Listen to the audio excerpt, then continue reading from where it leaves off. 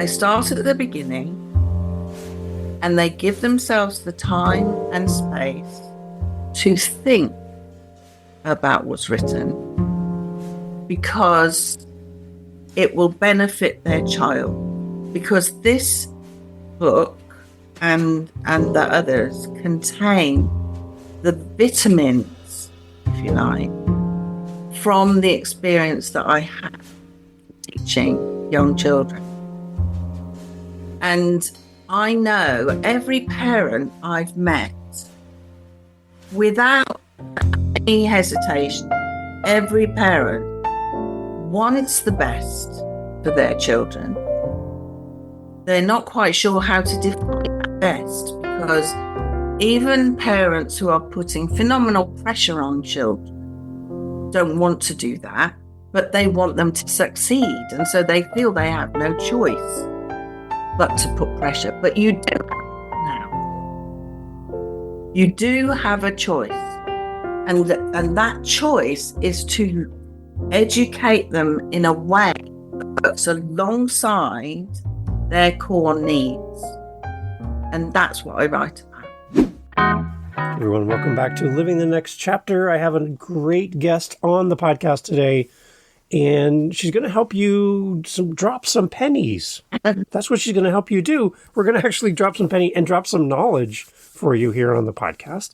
And Gail is on the podcast. And what I love about what Gail does is she does help parents support their children learning and helping them with their personal development. Gail is all about that, and she's here to share her story as an author as well. First-time guest on a podcast. We need like a little bell or a little thing that we can ring for that. Gail, welcome to Living the Next Chapter. Thank you very much. I'm delighted to be here. And yes, I published my third book for parents, which is why I was keen to start doing some podcasting to let parents everywhere know that this help is available. I've been an educator for over 40 years, and the world has changed a lot, especially in my lifetime, but it's changed a lot even since the pandemic. I have some figures here which might surprise everybody. The year that I was born, please don't look this up, the world population was 2,665,865,392. I think I was the 93rd. That's the year I was born. The world population, when I wrote my second book in 2016, was 7,426,510,212. And right now, just before this podcast, I looked it up again. It is now 8,111,930,000, somewhere like 612, but it will already have gone up. Now, that puts enormous pressure on, because there's a demand on resources, there's a demand on organization, and there's a demand on little people. The pressure is phenomenal, as anybody living anywhere near a city especially will know. Now, my books are to help parents keep their children intact. You know, we've seen 2 flights this week where people have been injured by turbulence. And as an educator, I've seen children knocked off course by turbulence in their lives. And that's because of the culture that we're in. Now, every parent who gives birth to a child gives birth to a brain. And that brain needs to be educated. It has some sort of programming in it because we know things intuitively, instincts. We are already preset by design. And that's where I started to look, because so much of children's upbringing is based on different people's opinions. And I think it needs a fresh start. I think it needs a clean slate. And we need to look at not opinion, but what do children actually need? What does a developing human actually need to be successful in their life and in the culture that we inhabit? So we all inherited this culture. In my view, it's a culture that is disintegrating, partly because of the forces upon it that are beyond our control in many cases. We have global warming. We have huge population migration around the world. And we have a lot of displaced people. And we have a lot of children who just don't get it. When we're born for growth. We're born to learn. We're born to develop. And we run into things that cause such contradiction at times that children start to shut down, or they go dull, they fall off the track in a way, and we need to bring them back. So I decided to leave teaching in school and to see if I could make some headway in motivating children. It started at first, I didn't really have a clue what I was doing, although I tried to look very professional. But I quickly realized that there is a core need. And that core need is for development, because I don't know about you, Dave, but I wasn't put here to earn as much money as possible and die. And I feel, there's a lot. I've just been watching, if anybody's heard of it, the Chelsea Flower on TV. It's a big event here in the UK. And they're all talking about getting back to nature, being close to nature, and how healthy it is to be in nature. And yet we go at speeds which are way too fast for actually our design. Blood pressure should be between this number and that number. Temperature should be between that number and that number. Actually, in my lifetime, the human temperature has risen by a small amount. Because I remember at school being taught that the human body was 98.4, 98.6. And I think that's to do with the pressure and the speed that we're being forced to live. So in the middle of all that, what do you do with a child? What do you do with a new brain? And that's what Pennies is about. That's what my first book is about. So making the pennies drop is a way to help parents see their child as this wonderful, unique, natural, growing force. And what the child wants, when they say they want fun, I always say I don't like anything they enjoy, because it's usually noisy, it's usually messy, and often sticky. But when they say fun, I realize now, after all the years that I've spent with children, that fun means I've achieved something. I know how to do something. I can be better than I was yesterday. And that's what children want. At core, they want to develop their own identity, their own skill set, and make progress with that.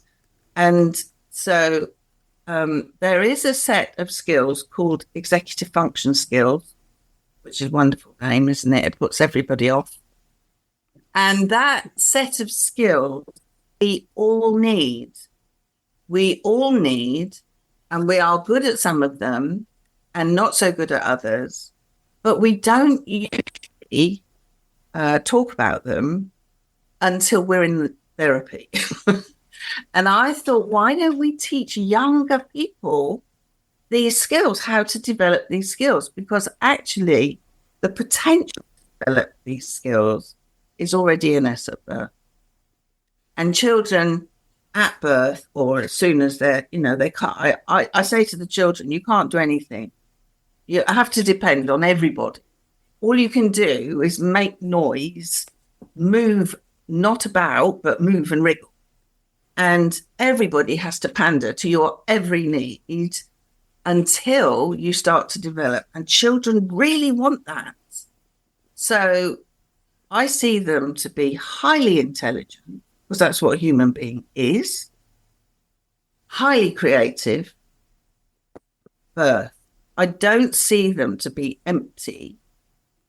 I think that if we raise our expectations and we give them what they need to develop those skills, then we'll be helping the world to change in a positive, more appreciative, more valuing, more caring place.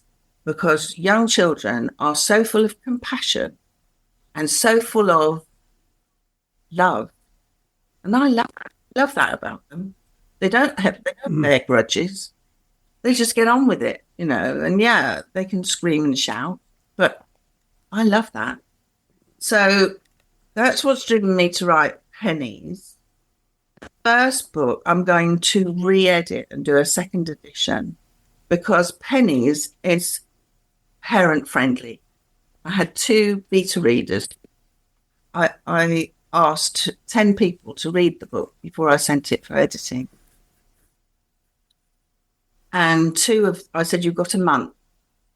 And I'm sending it to professional edit. And 2 parents wrote to me within a week and said, oh my God, I couldn't put this down. I cannot wait to do this with my children because this is full of everyday things you do anyway, but the way you communicate it to your child changes the way they learn. So an example. Yeah, for sure. Give you an example. So the skills that children need, I've got a list here. Self-control, focus and attention. You'll recognize all of them, and some of them you might say, well, I'm not much good at that. It doesn't matter. You can learn it with your child. Organization. I mean, these days, everybody's talking, when I first met my first tutor, it made me giggle. And I thought, actually, there's a whole industry here because we have accrued so much stuff. I saw called Stuffication, which is on that topic. And I think he's so right. It is. I moved in this last 2 years ago. I moved house and I downsized. And I thought I went through and I rid myself of all sorts of stuff, boxes and boxes of stuff. And since I've moved into a smaller property, I'm still going to pick up stuff. And he said to me, what are you doing? So I said, well, I downsized. He said, oh, now it's got serious. Now you've moved. Can't fit in the house. And it's true. It's true. And I look at it and I think, what do I need all this stuff? Memory is another skill. Planning. Time management. Critical thinking. I'll tell you a story about that in a minute. Task initiation. Perseverance and flexibility are the core skills everyone needs. Now, I said I'd tell you a story about critical thinking. I was in a classroom and I told the children they needed to be economic paper because we didn't have a lot of money and they mustn't waste the paper. And I was teaching children who were 8, 9 years old. Carry on with my lesson, having given my preachy bit. I'm telling them to be careful with this and don't waste that. And at the break, a little boy came up to me and he said, I think I know a way that you can get paper which won't cost anything. So I said, oh, amazing. How can I do that? And he said, what you do is you get a clean sheet of paper and you put it in the photocopier and you copy it. Now, he'd been sitting, I mean, that was a wasted lesson. He'd been sitting there trying to figure it out. And I thought that was extraordinarily clever. And another child, when I started my business, because I work one-to-one with children. And initially I was asked if I would home educate some children. And it was daytime work. So it allowed me to earn something to set up my business for children who are at school. So I work outside school. And the tea tasted funny. And, you know, the English, we love tea. The tea was tasting a bit odd. And somebody came and said to me, "Are you finding the tea tastes a bit strange?" I said, "Well, I didn't want to say anything. I didn't want to be, you know, we're very polite as well." So, actually, it does seem a little bit strange. And the 9-year-old girl had wanted some hot chocolate. And she knew that the kettle boiled water, so it ought to boil milk. Now, I love it when children figure things out for themselves, even though they nearly got me fired because I had to use their ingenuity and initiative. I went home for lunch. When I came back, some of the boys said to me, they're delivering the gravel at 2:00. So I said, "What gravel? Who's delivering? What are you talking about?" And I had to teach farming to 10-year-olds. And I can't stand a dry subject. I don't know about you, but I've got to be doing. I thought, how am I going to make this?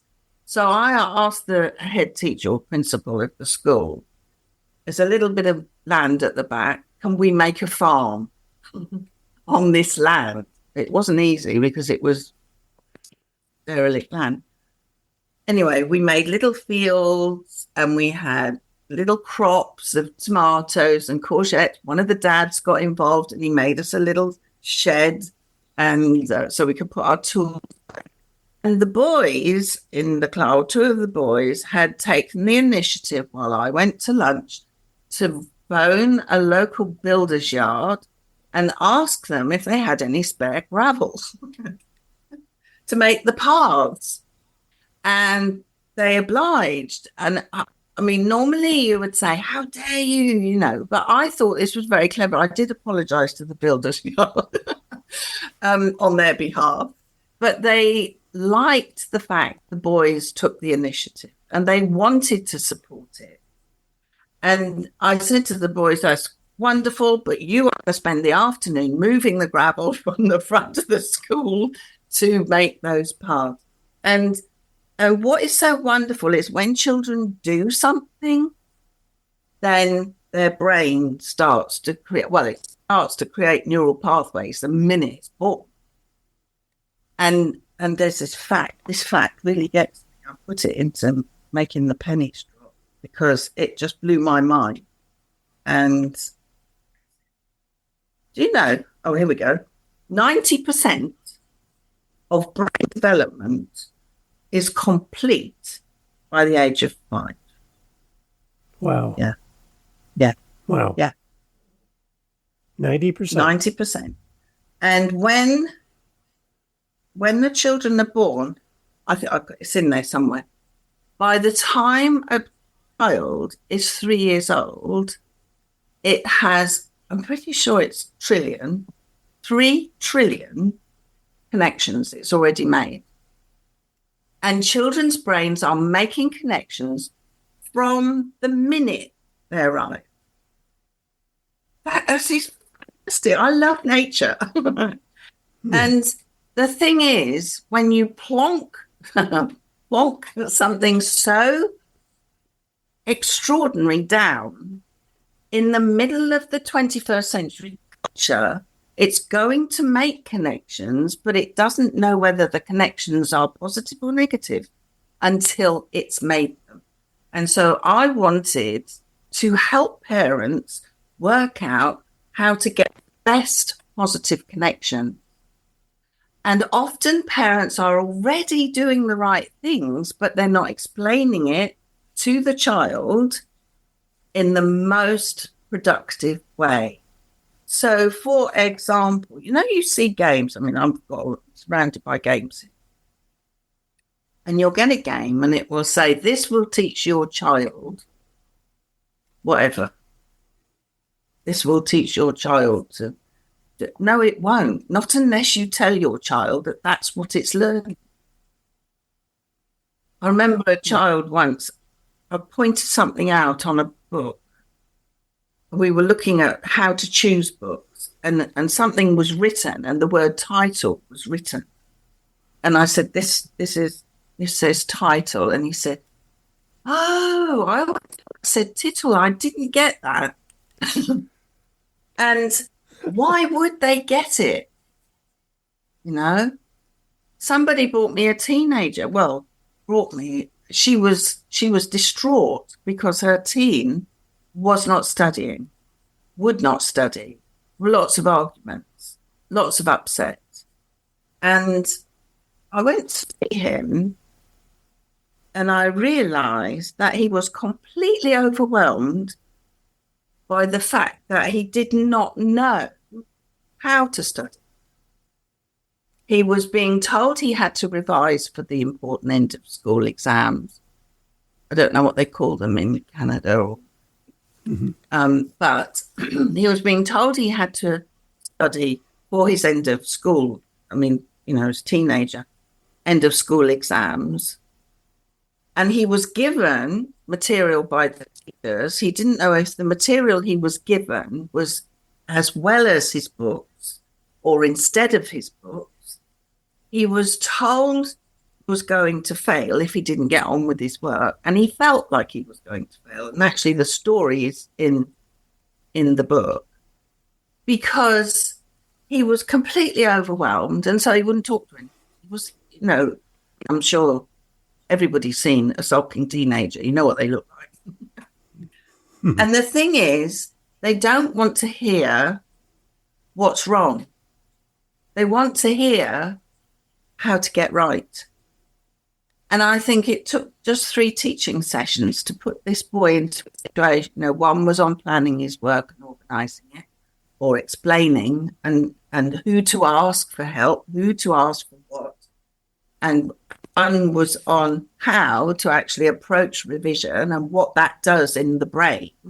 Because I talked to the children about their brain and the fact that their job is to control the part of the brain that isn't interested in anything unless it's new and exciting. And so when I talk to children about activities, it's to tell them what they are learning. Nobody tells them what they're learning. It astonishes me. And actually, I remember myself learning the hard way. I used to set my classroom up and all the children would come tearing in after break and they'd all be hands into whatever was on the table. I'd be, stop touching this, do this, sit quiet. And one day I thought, oh, can't. Out. So I said, okay, you've got 5 minutes to touch everything and then put it back. Actually, it worked. And I thought, why did I spend all that time? How much time do parents spend saying, how many times have I got to repeat myself? And I whenever I hear that, I chuckle only because I've been there. I've been there and I've learned that the most powerful tool a parent has is silence. Absolute silence. When my last year teaching the year 6, on day 1, pushing and shoving, and I took a breath because I was the boss. I was going to be in charge. I was going to, and I did that thing. Oh God, it was the effort on top of this, take control of it, and I thought, I'll wait. What's the worst that can happen? I can wait all day. I'll wait. And I waited. And I waited I kept looking at my watch, a full 15 minutes. until somebody said, why hasn't she said anything? What's going on? Why are you, and they were all pushing each other to get into the best seat, be by their friend. And when it all was quiet and they were looking at me, I said, I'm amazed you did that. I'm absolutely amazed you did that. And they're all looking at each other going, who did what? I said, you are the senior children in this school. You're the oldest children that ever. And you've come in without saying good morning to me. I'm your teacher for the year. You have not, and nobody asked me if it was all right to sit. Nobody asked me if I had arranged the seating. Not one of you said hello. Where's your self-respect? Oh, you would have heard a pin drop. And I said, I'm just amazed you did that. What? I don't know what to do with you. Why do I feel more concerned for your future than you? The next day, they all lined up in total silence. Lesson.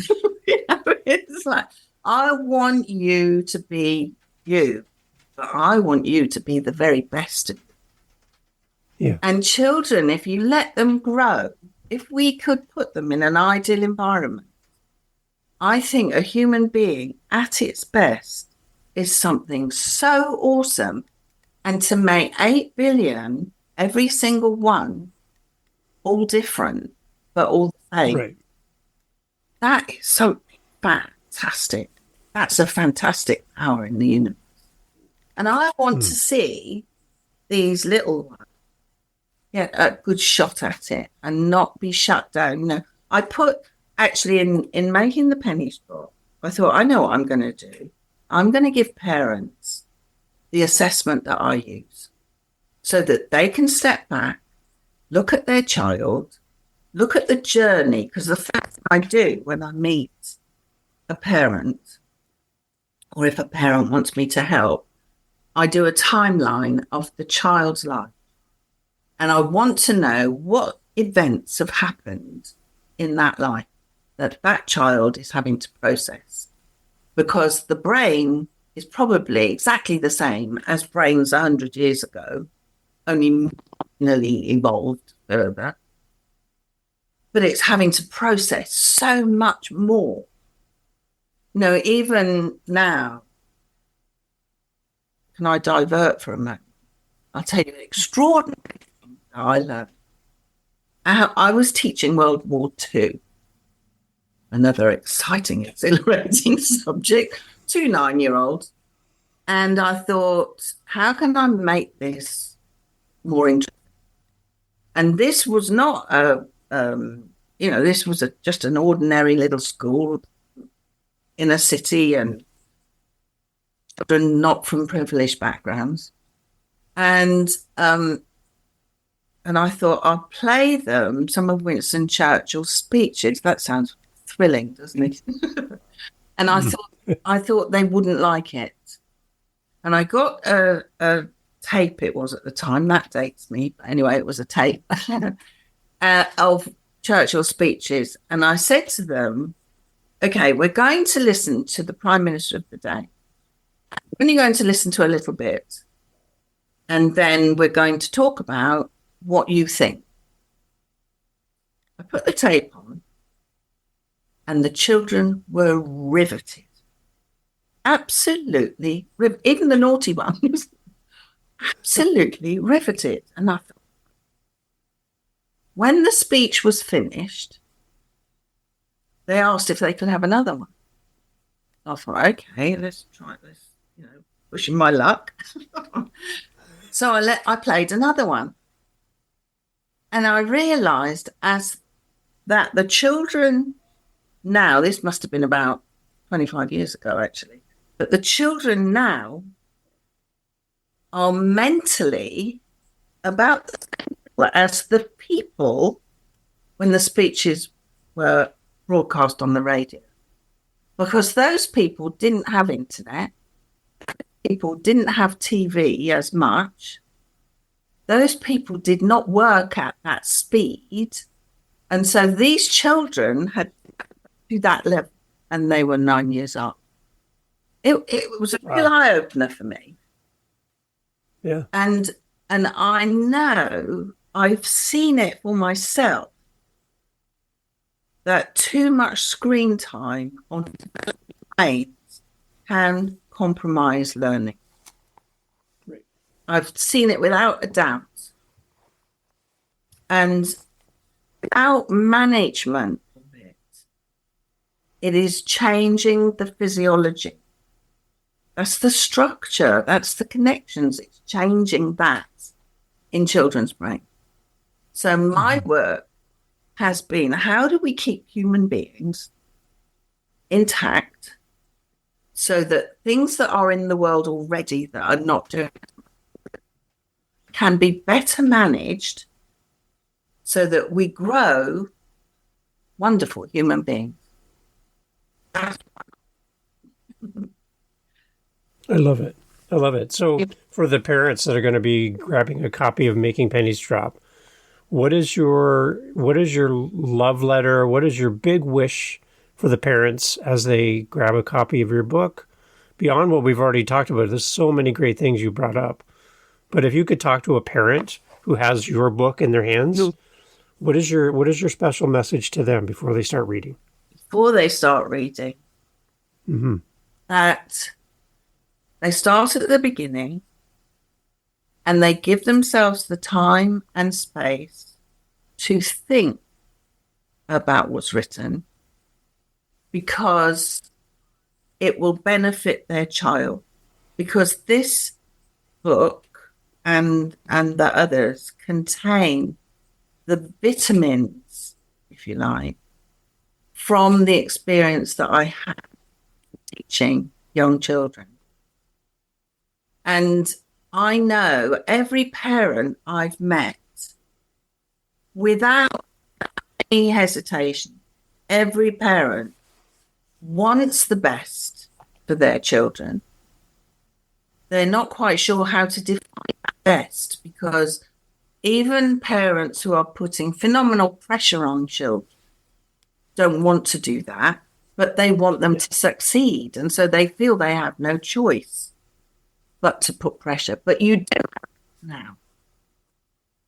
You do have a choice.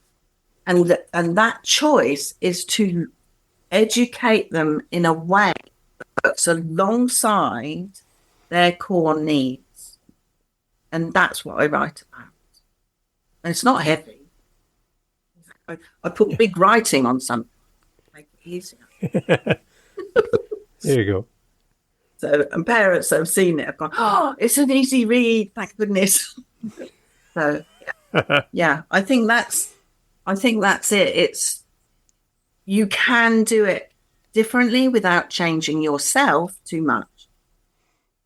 And that's the hard thing, isn't it? You know, oh, you can do this. I love it when people tell me, you got this problem. Oh, well, all you have to do is this. And it makes an awful lot of adjustment. But this is for working parents. It's for parents who feel like they, you know, it won't take a lot of time.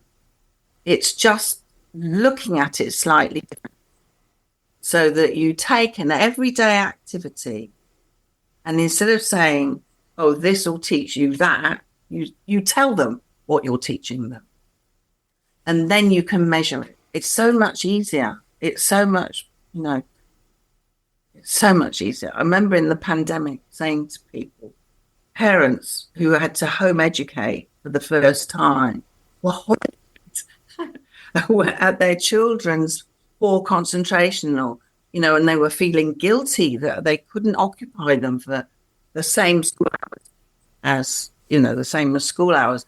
And so I did a live on Facebook, I think, saying, look, for all those parents that are really anxious about this, do you realize that actually in school, your child might be actually learning for about 20 minutes, actually learning. take out breaks and you take out chatting to their friends and you take out all the practice. So I say, if you can get 1 hour's learning into your child in a day, you can do it in 2.5 hours, you're winning. And it was horrifying for parents how children couldn't concentrate. But that's a brain. You're putting something so sensitive and creative into chaos. There's a different way to do it. And I carry the scars. So you don't need to. You don't need to. Yeah. So. That's good perspective for parents to understand that your children aren't learning for 8 hours, 6 hours straight, that they can only consume and absorb so much information. And that can help you, to be a better parent. And I love the idea, Gail, that you also talked just about the silence, and letting children kind of find their space. And I have a new appreciation for how to get free paper from a photocopy machine. I've learned so much from you, as in your students. What about, Gail, for a young author? They're on the journey of writing their first book. You've written many books. You've been in education for a long time. I would love to get your perspective and your encouragement for a young author. Early days writing their book. I see the joy on your face as you hold up your book, the sense of accomplishment and pride that you have to put this book in the world. How can we encourage a young author? What would you like to say to them? That's interesting. I didn't set out to be an author. And I had the first book was a letter to my head teacher, which got expanded a little when somebody read it and said, "This is what parents should see." So that was my book, and you can see it's really skinny because it started as a letter.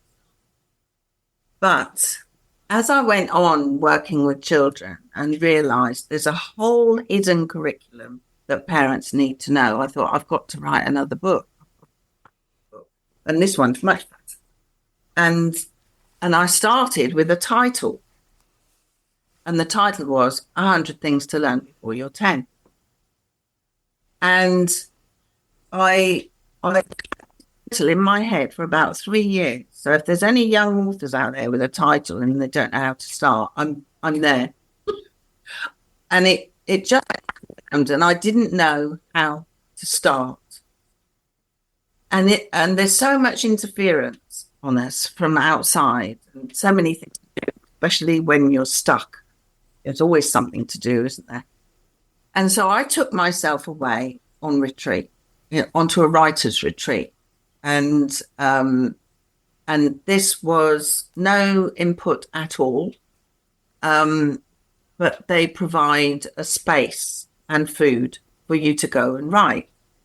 And I wrote for about 3 days. I think I wrote 20,000 words, and then realized I wasn't writing what I wanted to say. I was writing what I thought everybody wanted me to write. So I got rid of it all. And then I started what I wanted to say. And once I got into it, now bearing in mind I'd had the title for 3 years, this took 3 or 4 years to get into it. I could continue. So it was good for me to take myself away, no phones, no TV, and just do it. And it got me into it. So if you're stuck, that might be a solution. When I wrote Making the Pennies Drop, I didn't want to go away. I was too busy. I had too much to do.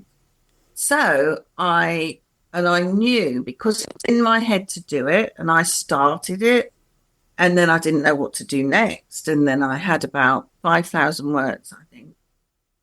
And I decided to ask a writing mentor to work with me.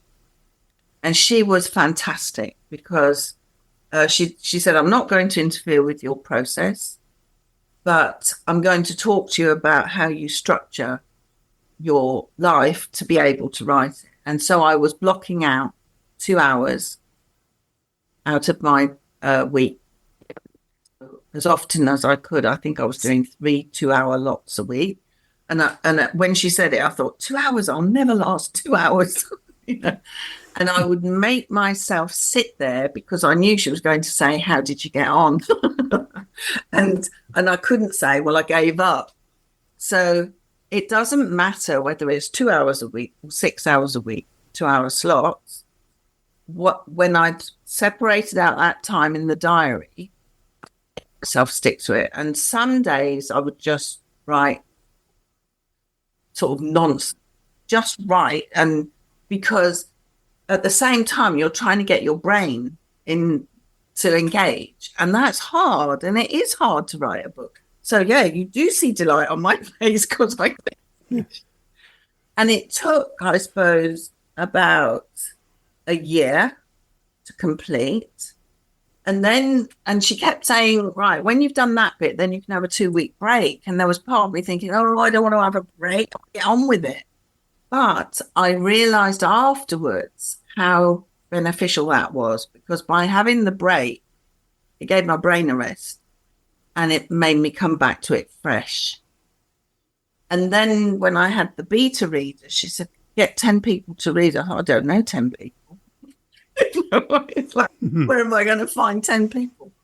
But between us, we found 10 people, and actually quite a few people were very willing to read it. And I had to give them a month. And I thought, oh, it's going to take forever at this rate. But the feedback was very valuable, because what actually happened, I added another section because of the feedback and made some adjustments. And then it went for a professional edit, which I hadn't had on the first two. But I'm really glad I did.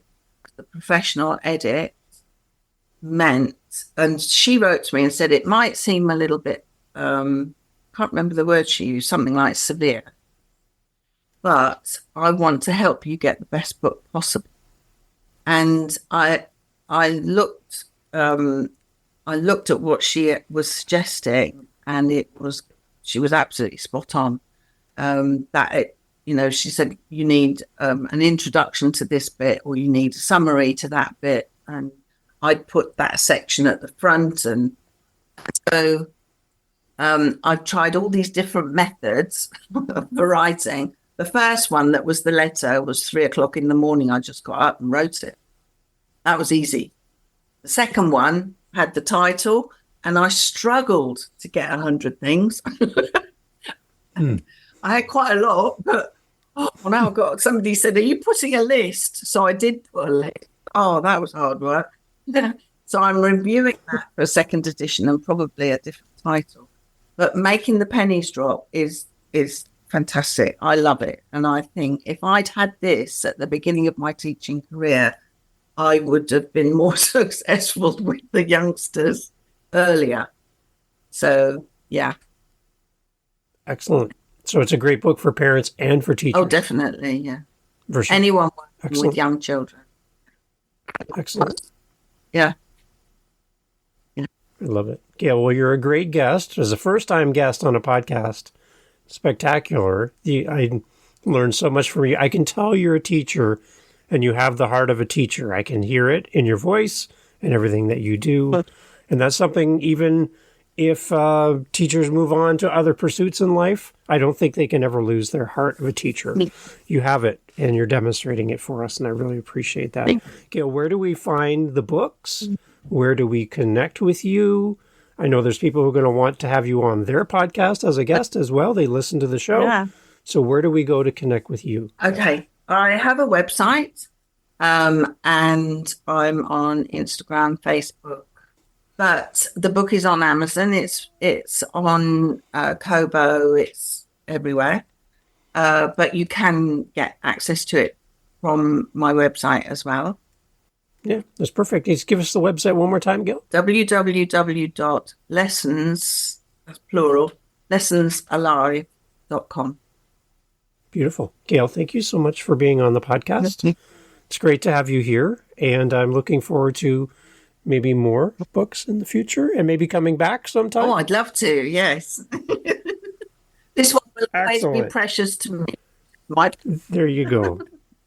I love it. That way we inspire you to write more and share more great resources for us by maybe coming back and being a guest in the future. So I love that. Gail, thank you so much for being on Living the Next Chapter. Thank you. Thank you, Claire.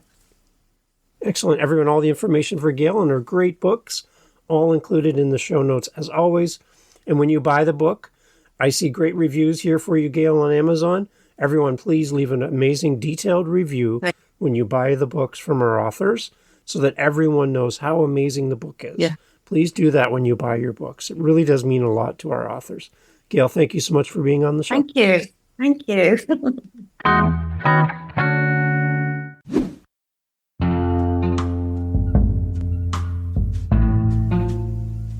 Hey, well, thank you for listening. It's a new year, and we're excited to be releasing even more great episodes of Living the Next Chapter, and we want you to come along for the journey. Thank you for being here. If you know of an author that you would love to have featured on the podcast, an author that you enjoy, an author that brings you that excitement, that you would just love to hear them interviewed on this podcast, I would love to hear your suggestion for a future guest. And what would be a question or two that you would want us to ask them on your behalf? Go to livinginthenextchapter.com. There's a little speak pipe icon there. You can leave me a voice message. Tell me who should be on the show and give me some question ideas. And I'll use your request and reach out to that author and invite them on and give you full credit for the idea. livinginthenextchapter.com. Would love to hear your suggestion, and thank you for listening. Catch you on the next episode.